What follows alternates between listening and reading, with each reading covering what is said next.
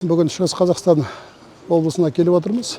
Екі күннің ішінде біраз ауылдарды аралап шықтық. Бүгін Шемонаиха ауданын қарадық. Оның ішіндегі ең үлкен қауіпті аймақ дегеннің бірі осы Алтай ауданы. Алтай ауданында мына Зубовка деген ауыл, өздеріміз тұрған жердегі Малеевка деген. Енді ол жерде әлі де қардың деңгейін өздеріңізде көріп тұрған шығарсыздар. Дегенмен жалпы облыс бойынша қардың деңгейі өткен жылмен салыстырғанда 20%-ға төмен. Сондықтан қауіпті мәселе бүгін сейілді деп айтуға толықтай негіз бар.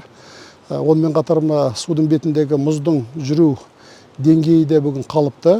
Көптеген шаралар облыста қабылданған. Оның ішінде міне 62 километр бүгін суларды, жағалауларды өзеннің арналарын тереңдетуге байланысты біраз жұмыстар жүргізілген. Сонымен қатар 32 километр бүгінде дамбылар салынған.